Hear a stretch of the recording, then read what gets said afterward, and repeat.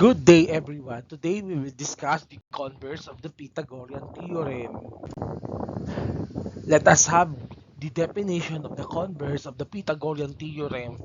If the square of the length of the longest side of a triangle is equal to the sum of the squares of the lengths of two other sides, then the triangle is a right triangle.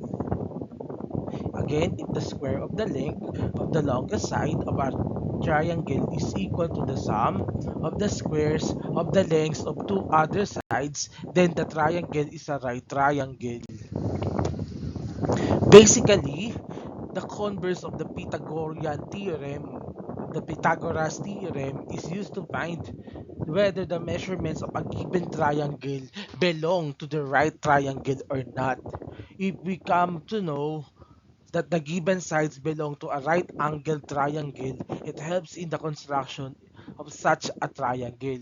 Using the concept of the converse of the Pythagorean theorem, one can determine if the given three sides form a Pythagorean triplet.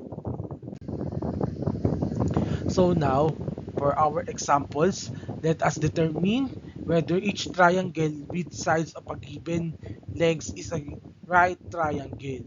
Number 1, let us have 5 inches, 12 inches, and 13 inches. Okay, so if we have 5 squared plus 12 squared equals 13 squared, then we have 25 plus 144 equals 169. 25 plus 144 is equal to 169 and also equal to 169. So, if the left side of the equation is equal to the right side of the equation, then it can form a right triangle. So, 5, 12, and 13 are the measurement of a right triangle. Next, how about number 2? 36, 48, and 60. So 36 squared plus 48 squared equals 60 squared. Okay, next. 36 squared is equal to 1,296 plus 48 squared is equal to 2,304 equals 3,600. Let us sum 1,296 plus 2,304. So that is equal to 3,600 and also equal to 3,600 on the right side of equation. So if there is an equality on the left and right side of equation, we can form a right triangle. Next, number 3. How about 4, 5, and 7? So in number 3, okay, we need to get the sum of two other sides, which is 4 squared and 5 squared. Then we will equate it into 7 squared. So 4 squared is equal to 16 plus 25 equals 49. 16 plus 25 is equal to 41. And 41 is not equal to 49. Okay, 41 is not equal to 49. Therefore, we cannot make a right triangle. This is not a right triangle. Again, 4, 5, and 7 are not the measurement of a right triangle. And for our last example, 6, 9, and 13. So, plug it into the equation. 6 squared plus 9 squared equals 13 squared. 6 squared is equal to 86. 9 squared is equal to 81 equals 169. That is 13 squared. 36 plus 81 is equal to 117. And that is not also equal to 169. So, that is a not right triangle. Any questions?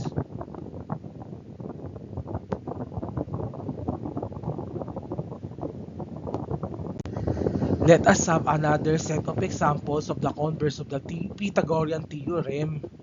First, identify the legs and the hypotenuse. The longest given in every item will be the hypotenuse. Okay, so let us check.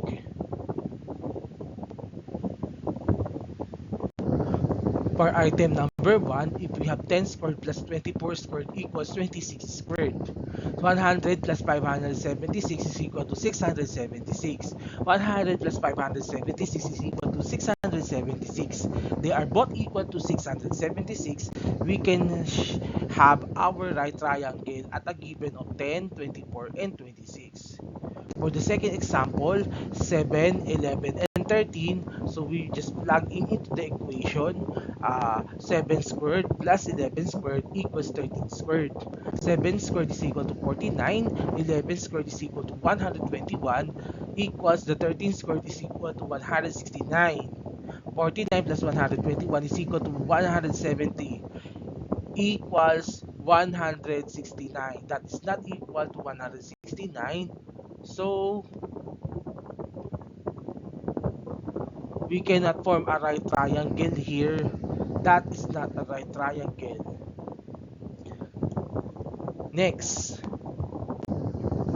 if we have 4 squared, 6 plus 6 squared plus 8 squared from the given 4, 6, and 8.